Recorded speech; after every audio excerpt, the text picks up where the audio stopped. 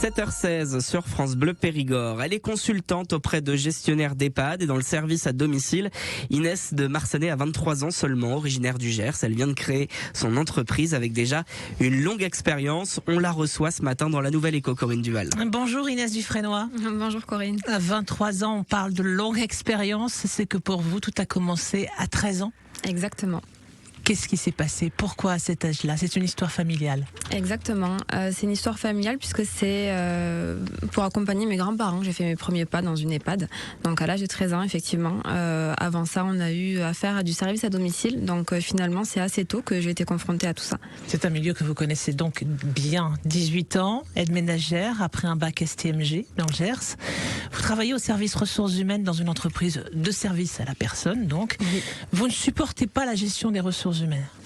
Alors, la façon dont ça a été dirigé, oui, effectivement, dans les ressources humaines, on entend quand même le mot humain, et malheureusement, c'est pas ce que je voyais au tous les jours pour l'équipe avec laquelle je travaillais, et ça, c'est quelque chose qui était compliqué à gérer dans ce métier. Rentabilité. Exactement. Rentabilité, client, chiffres, plus que humanité, service, bienveillance. Alors on en a beaucoup parlé dans les EHPAD, notamment de cette problématique. C'est pour ça en tout cas que vous avez créé votre entreprise de conseil en Dordogne. C'est quand même pas évident à 23 ans de donner des conseils à des professionnels du service à la personne et dans les EHPAD. Je vous l'accorde, il y a une difficulté quand même, mais c'est plutôt un challenge à relever, et finalement je sais de quoi je parle, et j'ai juste envie de leur proposer. Donc, Et qu'est-ce que vous leur proposez alors concrètement? déjà une écoute et un soutien qui les comprend, puisque j'ai fait pas mal de métiers dans ce domaine, et plutôt des solutions aussi pour remettre l'humain au milieu de l'entreprise avec des processus bienveillants et plus ciblés. Donc, Alors surtout en matière de recrutement en fait, vous les aidez.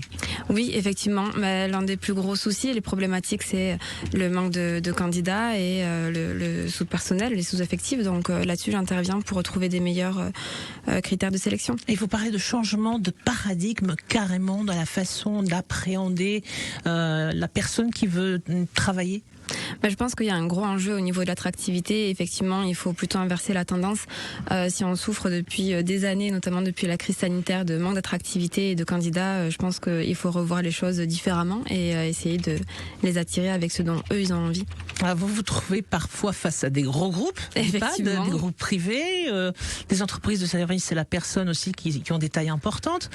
Vraiment, elles pensent que vous pouvez leur apporter quelque chose? Elles vous reçoivent? Comment ça se passe? Alors oui, d'abord ça commence par un échange, donc la plupart des gens me reçoivent. Ça a été rare d'avoir vraiment une réticence qui refuse un rendez-vous.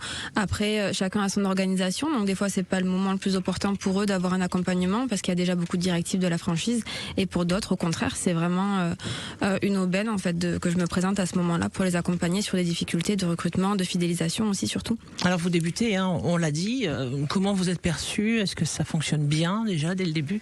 Alors effectivement j'ai débuté, je me suis matriculée en novembre et ça débute plutôt bien. J'ai de bonnes réactions de tous les acteurs de l'emploi et de la formation sur le département, et toutes les personnes que j'ai rencontrées sont plutôt enthousiastes. Vous vous êtes renseigné, j'imagine, auparavant, parce qu'un travail de consultant comme oui. celui-là, on se lance pas. C'est vraiment quelque chose de niche, comme on dit. Exactement. Donc vous êtes allé voir ailleurs comment ça se passe, d'autres personnes qui font ça? Oui, il y a eu toute une étude de marché, de terrain, des enquêtes métiers qui ont été faites au préalable. Alors, il y en a, ça existe, mais très peu. Et encore, c'est beaucoup des remarques qu'on me fait quand je me présente. C'est rare, des consultantes qui ciblent le service à la personne. Donc, il y en a, mais surtout dans les grandes métropoles, donc Paris, Bordeaux, Toulouse. Merci Inès Dufresnoy, consultante. On vous trouve sur votre site internet que vous pouvez peut-être nous donner.